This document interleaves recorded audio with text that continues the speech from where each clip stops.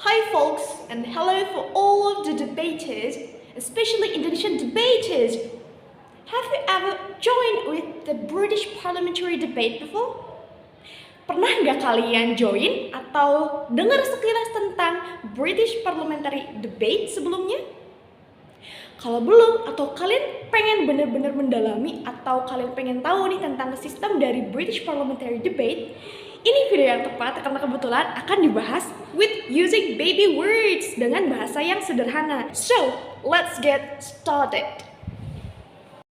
Yeps, ada satu pertanyaan. Pertanyaannya adalah, biasanya British parliamentary debate itu di Indonesia dipakainya untuk tingkat apa? Jawabannya, untuk tingkat universitas. Nah, NUDC yang kita tahu nih atau National University Debate Championship, mereka pakai sistem dari British Parliamentary gitu ya. Nah, kenapa mereka pakai British Parliamentary formatnya? Karena WUDC atau World University Debate Championship pakai format dari British Parliamentary. Of course, biar kita terbiasa dong gitu ya. Nah, selain itu format dari debate British Parliamentary ini tentu beda ya sama Asian Parliamentary gitu ya. Karena jumlah debaters dari tiap timnya itu cuma 2 orang. Seperti yang kita tahu kalau Asian Debate Parliamentary, mereka itu setiap timnya itu kan terdiri dari 3 orang ya. Nah, kalau misalnya British Parliamentary itu ada 4 tim dalam satu ruangan. Bayangin ada 4 tim dalam satu ruangan. Setiap timnya itu terdiri dari 2 orang. Gitu. Jadi mereka semua akan beradu argumen.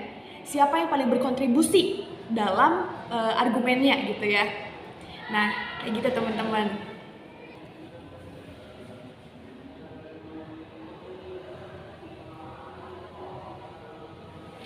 Yeps, ini dia order of speaking dari tiap timnya teman-teman.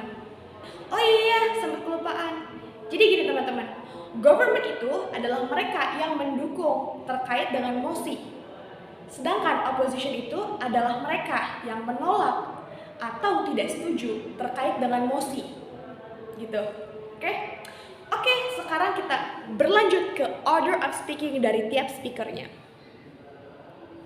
Bisa teman-teman lihat di sini, opening government ini pembicara pertamanya ada disebut Prime Minister. Nah, nanti Prime Minister ini akan di-counter sama yang namanya opening opposition. Nah, siapa sih pembicara pertamanya? Yaps, betul. Leader of Opposition. Nanti Leader of Opposition akan di-counter sama dari opening government juga, tapi pembicara kedua, yaitu Deputy Prime Minister. Nanti Deputy Prime Minister di-counter lagi sama Deputy Leader Opposition. Kayak gitu. Nah, sekarang kita berlanjut. Dari Deputy Leader Opposition ini nanti akan di-counter lagi teman-teman sama Member of Government. Member of Government ini adalah pembicara pertama dari closing government. Nanti di-counter lagi sama Member of Opposition, pembicara pertama dari closing opposition. Nah, nanti akan di-counter lagi nih sama Government Whip. Government Whip di-counter lagi sama Opposition Whip. Gitu. Government Whip ini dia pembicara kedua dari closing government. Maka kalau Opposition Whip berarti pembicara keberapa? Ya, pembicara kedua dari closing opposition. Durasi tiap speech itu adalah 7 menit. Nah, 1 menit pertama belum bisa di POI. Oke, nanti 1 menit terakhir itu adalah batas terakhir untuk tidak di POI. Nah, POI ini apa? POI ini adalah point of interruption. Kalau kalian ada sanggahan atau kalian ada sesuatu yang pengen kalian interupsi, itu bisa. Nanti kalian sebut POI please, kayak gitu. Oke, sekarang kita masuk ke pembahasan mengenai peran dari masing-masing tim di British Parliamentary. Yang pertama ada opening government, di mana pembicara pertamanya kita sebut Prime Minister. Peran utamanya adalah mendefinisikan mosi secara reasonable, teman-teman. Oke? Lalu menjelaskan konteks, problem, dan tujuan argumentasi. Nah, setelah itu nanti Prime Minister ini bisa memberikan the first set of arguments dengan struktur yang jelas gitu ya. Nah, pokoknya nanti tugasnya itu adalah menentukan kerangka berpikir atau framework-nya gitu ya untuk seluruh debat dari sisi government. Nah, masih di opening government, sekarang kita masuk ke Deputy Prime Minister atau DPM gitu ya. Di sini peran utamanya secara singkatnya gini, mereka tuh memperkuat argumen dari Prime Minister. Terus selanjutnya menjawab serangan dari opening opposition, kayak kita nyiapin rebuttal-nya gitu ya. Nah, terus kita juga bisa nambahin argumen baru yang pasti masih sejalan dengan case yang diberi Prime Minister sebagai opening government. Tapi tentu aja gak boleh terlalu jauh agar tidak berubah case-nya gitu ya. Nah, kalau diibaratin DPM ini tuh kayak apa ya? Kayak penjaga gitu ya, the shield gitu ya. The shield and the amplifier gitu, teman-teman. Nah, sekarang kita masuk ke tim kedua yang dimana ini tuh sebagai opening opposition gitu ya. Opening opposition biasa kita sebut sebagai OO gitu ya. Di sini pembicara pertamanya ada leader of opposition atau LO. Peran utamanya mereka tuh memberikan respon langsung pada prime minister. Mereka menolak definisi prime minister kalau bermasalah gitu atau menerima kalau sudah wajar. Terus bisa juga menawarkan counter case dari sisi opposition. Yang mana nanti leader of opposition itu memberikan struktur argumen inti dari opposition gitu. Jadi bisa nge-rebuttal juga dan yang pasti bisa juga memberikan argumen mereka dan posisinya gitu ya. Kalau diibaratin kayaknya LO ini tuh kayak the immediate challenger gitulah teman-teman. Nah, tadi kan kita ngobrolin tentang leader of opposition. Kali ini kita bakal masuk ke deputy leader of opposition atau DLO. Yang mana peran utamanya itu membantah DPM sekaligus memperkuat argumen dari leader of opposition. Nanti deputy leader of opposition ini tuh bisa memperluas argumen opposition tanpa kontradiksi terhadap leader of opposition. Yang pasti bisa menjaga case dari opening opposition ini tuh biar tetap solid gitu ya. Nah, di EO ini kalau diibaratin kayaknya the reinforcement and strategist deh. Saatnya kita masuk ke tim closing. Tim closing ini ada dua kayak biasa, government sama opposition. Kalau dari tim government, kita sebut closing government atau CG. CG ini terdiri dari dua orang, yang mana pembicara pertamanya adalah member of government. Peran utamanya adalah mereka memberikan argumen yang lebih panjang atau kita sebut membawa extension gitulah ya. Dimana argumen itu argumen baru yang berbeda, relevan dan lebih dalam dibanding OG. Jadi sebisa mungkin member of government ini tuh membawa kebaharuan, delta kebaharuan gitu ya. Yang mana case-nya itu bisa lebih dalam gitu. Terus extensionnya itu harus berdiri sebagai kontribusi original yang membuat CG ini layak menang. Kenapa sih kok CG ini berhak menang? Kontribusi apa sih yang diberikan kayak gitu ya? Yang pasti mereka juga harus mampu menjawab serangan dari oposisi gitu.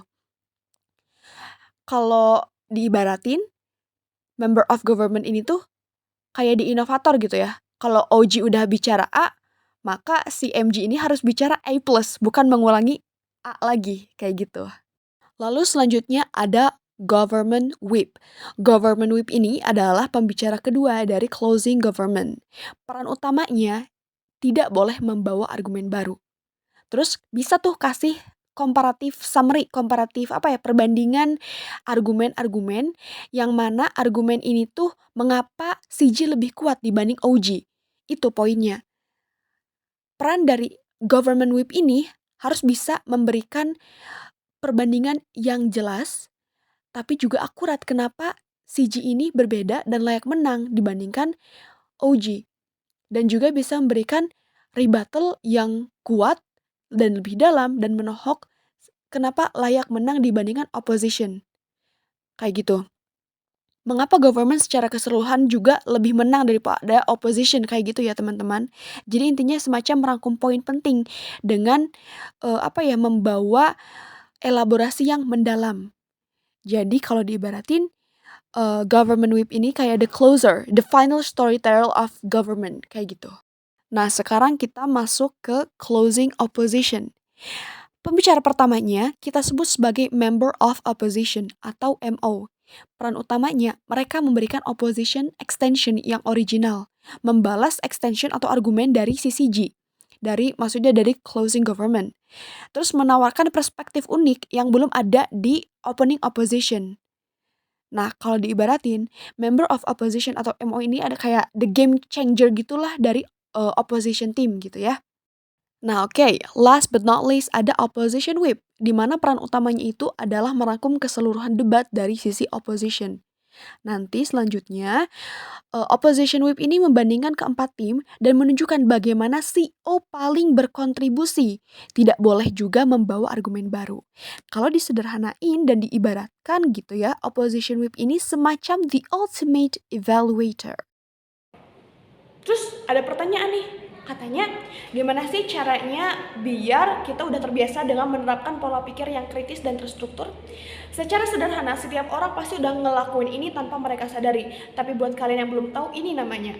Ada sebutannya, yaitu AREL. Assertion, Reason, Example, and Link Back.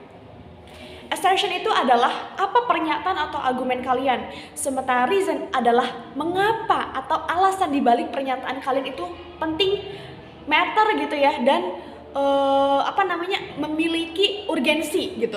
Terus masuk ke example. Example itu adalah contoh nyatanya dari argumen kalian. Kalau argumen kalian kalian tuh menyatakan ini, ada nggak contoh nyatanya gitu. Terus ada link back, penegasan ulang, untuk menegaskan bahwa itulah mengapa pernyataan kalian itu penting, kayak gitu. Nah, ini ada contohnya ya, kayak gini.